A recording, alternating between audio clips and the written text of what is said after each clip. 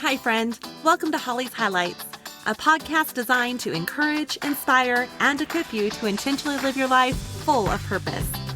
I'm your host, Holly Kirby, motivational speaker, leadership cultivator, marketing strategist, and personal cheerleader. Let's check out today's highlight. Every summer, lives are changed at Glorietta Family Camp. Families reconnect, kids discover God's love, and lifelong memories are made. Your gift to Glorietta Family Camp Scholarship Fund helps make camp possible for families who need a helping hand. Every dollar opens the door to hope, community, and life-changing experiences. Join us in making camp accessible for everyone. Give today and help create memories that last a lifetime. Learn more at glorietta.org. Hello, my friends. Welcome to August. I think there's just something about August that, makes us think a little differently. Maybe it's the sight of those school buses getting back on the road, or parents shopping for backpacks and all those other school supplies. Of course, you have your college students moving into dorm rooms and teachers preparing classrooms for another year. I remember back in elementary school, I absolutely loved all of my kids' teachers, but there was one teacher specifically who would choose a different theme each and every year for her classroom. And one of my favorites was when she did the Star Wars theme, but she really was a very creative teacher, and it was always fun to see what she would come up with. But even if you're long past your school days or don't have children in those school days anymore, August just has a way of whispering, it's time for a fresh start. Now, my mother was an elementary school teacher, and her favorite smell this time of year, as she was getting that fresh start for her kindergarten class, was to open up all of those freshly opened boxes of new crayons. She would give them a good whiff, and she just really soaked it up. She loved it. Every so often, as I go to get school supplies for my kids now, I pass by all of the crayons, which they don't need anymore, but of course, you better believe it. I grab a box and open it up and just give a good whiff for it in remembrance of her, for sure. Now, for me, it's getting that new backpack for my kids. The one that's all clean and ready to go. Translation, it has no chip crumbs at the bottom of the bag yet. Oh, the excitement of heading back to school. But today I want to ask you a question. And that is, what if the people who need to go back to school the most, they're not students at all? What if they're leaders?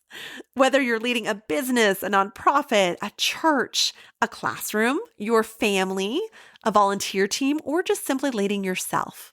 Well, today's conversation is for you.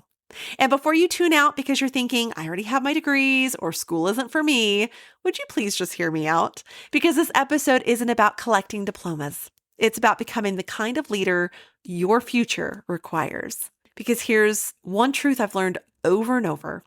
The best leaders, they never graduate. They never stop asking questions. They never stop growing. They never stop learning. And today we're talking about why lifelong learning isn't optional anymore. It's essential. Because think about it. 20 years ago, there was no iPhone. There were no Zoom meetings, no ChatGPT, no TikTok, no remote workforce as we know it. Even artificial intelligence wasn't helping write emails or summarize meetings.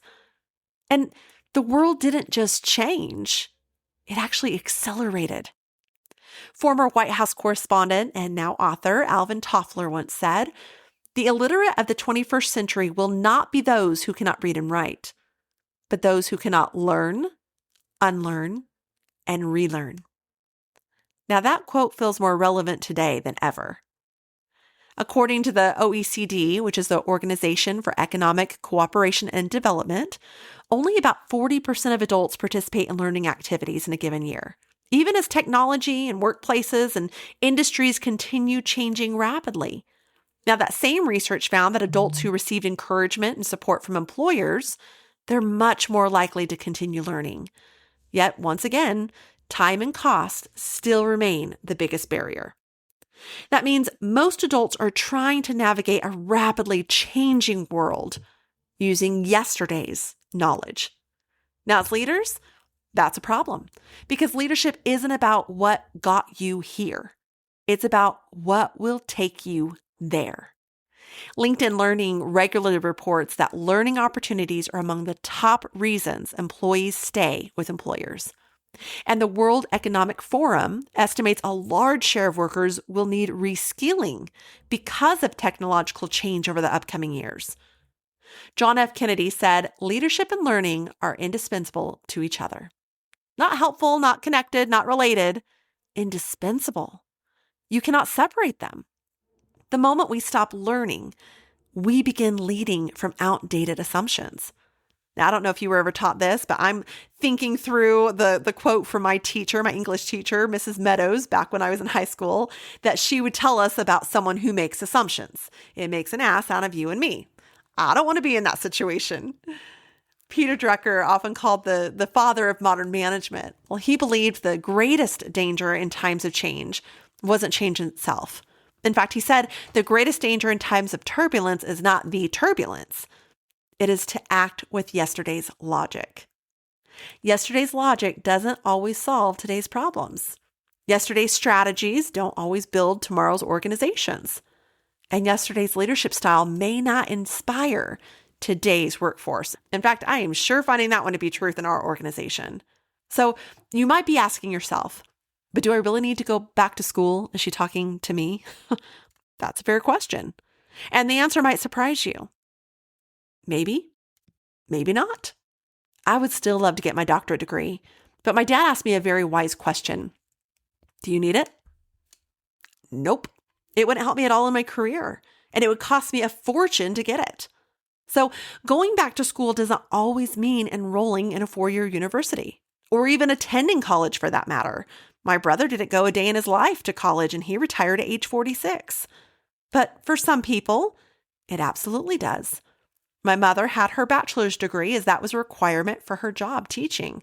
My dad, he had his doctorate degree. Maybe you've dreamt about finishing the degree you started years ago. Maybe graduate school opens doors you've been hoping to walk through. Or in my case, I went back and got my master's degree as a result of my brother-in-law telling me at my bachelor's degree graduation, "Now on to your master's." And you know what? I remember him saying that, and I kind of took that as a challenge. And so challenge was accepted. And I went back to get my degree years later, thanks to a scholarship I received from the Chick-fil-A Foundation, which fully paid for that master's. Praise God. I digress, though. Maybe it's a professional certification that will give you credibility in a new career. Or maybe trade school prepares you for work you'll genuinely love. But education today is bigger than a classroom. Learning could mean that you're earning a certificate or taking that online course, but it could also mean that you're attending leadership conferences, that you're working with an executive coach, that you're joining a mastermind group or reading one leadership book every month. Okay, that's a big goal. Maybe aim for one a year in my case. Maybe you're listening intentionally to podcasts. In that case, I would welcome you here to Holly's Highlights. Or you're learning AI tools. The goal isn't another credential. The goal is greater capacity. Proverbs 9:9 says, "Instruct the wise, and they will be wiser still. Teach the righteous, and they will add to their learning." Notice the pattern. The wise don't stop learning because they're wise. They're wise because they keep learning. When Satya Nadella became CEO of Microsoft, he transformed the company's culture with one powerful idea. He encouraged employees to become learn-it-alls instead of know-it-alls. I like that. That mindset shifted innovation across one of the world's largest companies.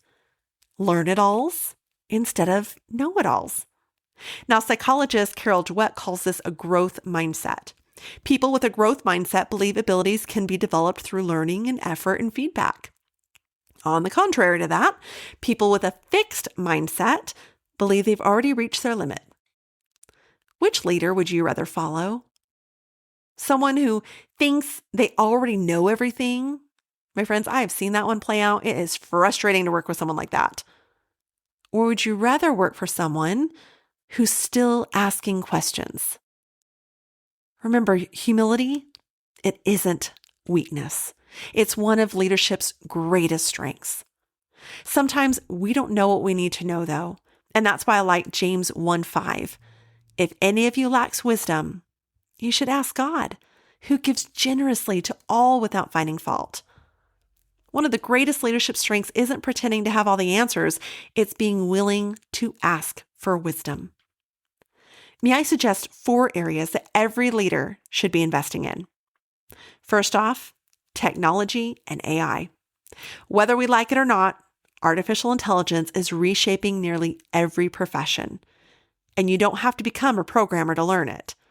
But understanding how AI can improve communication, productivity, research, creativity, customer service, decision-making, it's becoming part of basic leadership literacy. Now, I recently had an eye-opening experience with this with a coworker. She helped me on a marketing piece using AI. I was needing to switch the placement of 2 items on an ad. And using AI, she had them switch spots quick and easy. I truly was mind blown. Back when I did marketing for shopping malls, back in my day, I had to arrange photo shoots for products exactly how I wanted it to look in the ad. And now I've fast forward to where in my current company, our corporate office sends out the product shots already done. So I don't have to go through all the legwork of that beginning part of doing it myself. But here I was seeing firsthand how AI could take that shot and switch it over, whatever I wanted it to look like. I thought, holy Hannah, she just did that in a matter of a minute or 2 when it would have taken me hours to repiece it together. And that's even if I could get it repieced together. I was mind blown. I felt shocked at the ease and how it still looked so professional. No one would have been able to tell that it wasn't shot that way. I also felt like I had a lot to learn, as this could be so helpful for me going forward. If I'm being real, it was a little scary, the capabilities I was seeing that AI actually has. And of course, I was a little overwhelmed as I was realizing I had a lot to learn. See, the danger wasn't the technology itself. The danger is assuming the way I've always done things is the best way. Ecclesiastes 10:10 says, if the axe is dull and its edge unsharpened, more strength is needed, but skill will bring success. Sometimes we work harder because we haven't taken time to sharpen the axe. Learning sharpens us. It increases our capacity instead of simply increasing our efforts. Ignoring AI won't stop the advancement of AI. Learning about it positions us to lead through it. So maybe this week, spend 30 minutes learning one AI tool. Second thing we need to learn, emotional intelligence. People rarely leave organizations because of spreadsheets. They leave because of people. Leadership today requires empathy. It requires listening and conflict resolution and self-awareness and healthy communication. Research continues to show that emotional intelligence strongly influences leadership effectiveness because leaders build trust before they build results. This is one area I see again and again where people are lacking. This often prevents them from reaching their full potential in a role or even being overlooked or passed up for a promotion because of it. Emotional intelligence is crucial. I would encourage you to ask a coworker just this one question this week. What's one thing I could do that would make working with me easier? Or if you're asking a family member, what's one thing that I could do that would make coming to me with things easier? Emotional intelligence. The third one, financial literacy. Whether you're leading a nonprofit, a church, a family, or even a Fortune 500 company, money does matter. Understanding budgets and investments, fundraising, stewardship, cash flow, financial planning, it all makes better leaders. Now, do you need to know and understand it all? No, you don't. Thank goodness for accountants and financial advisors. But financial confidence creates organizational confidence too. So it is important to have even a basic understanding, and if nothing else, a buy-in for being a good steward, which impacts every area of finances. This week, I would encourage you to try learning how to read one financial statement. That might be at work or your own bank statement. Surely someone at work will walk you through it, or your bank branch manager can walk you through your statements, or even getting a good financial planner, and they'll teach you anything and everything you want to know. Shameless plug for a friend of mine, Dan Murdoch. You can find him at murdochfinancial.com. but definitely learn financial literacy. And number 4, learn how to lead through change. If the last several years have taught us anything, it's this. Plans change, people change, organizations change, communities change, policies change. The list goes on and on. The question isn't whether change is going to happen. The question is whether we'll learn fast enough to lead through it. Now, there are some great books out there on this one. Leaders Eat Last by Simon Sinek, Leader Shift by John Maxwell, even a very simple read for those who are not readers out there, Who Moved My Cheese by Spencer Johnson. Perhaps pick just one of those books and start reading it this week. Romans 12:2 tells us, be transformed by the renewing of your mind. Well, growth begins with a renewed mind. God is always in the business of transforming us, and one of the ways he does that is by changing how we think. Reading is one way that can help us broaden such perspectives and really challenge us in our thinking. So my friend, I'd ask you, what's holding you back? Well, let me give you just a 60-second learning audit to ask yourself of that. When was the last time I learned something completely outside my expertise? What problem keeps showing up again and again because I haven't developed the skills to solve it? If my team described me in one word, would they say curious? Am I investing more money in entertainment than education? And what skill will my job require 2 years from now that I don't have today? Because let's be honest, most people aren't avoiding learning because they don't value education. They're overwhelmed. We tell ourselves, I'm too old, I don't have time, I can't afford it. What if I fail? What if I don't belong? Can I encourage you? Some of the world's most successful leaders return to learning later in life. Steven Spielberg, the legendary director, he dropped out of California State University, Long Beach, to go and direct movies. He then returned 33 years later in submitting films like Schindler's List to fulfill his remaining credits for a Bachelor of Arts. Shaquille O'Neal, any basketball fans out there? Well, after leaving LSU early for that NBA career in 1992, Shaq had promised his mother that he would one day finish his education. So, years later, at age 54, he returned to school to earn his MBA, a doctorate in education, and a completely different additional master's degree from LSU. Now, others, they started businesses after 50. Look at Dave Thomas. He was the founder of fast food restaurant Wendy's. He dropped out of high school at age 15 to work full-time in the restaurant industry. More than 40 years later, at the age of 69, he returned to classes and earned his GED simply to set a positive example for the younger generation. And many have reinvented entire careers after retirement. Look at George Foreman. After retiring from boxing the second time, well, he co-created the famous George Foreman grill. Did you know that that product earned him more, far more, than he ever earned in the boxing ring?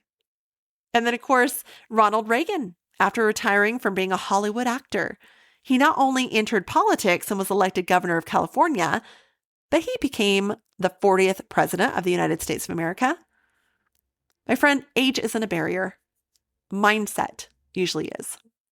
I have a quote by Henry Ford that has hung near my son's desk that reads, "Whether you think you can or you think you can't, you're right." Mindset matters. Remember what Nelson Mandela said, education is the most powerful weapon which you can use to change the world. Well, I'd add one word to that. Education changes your world.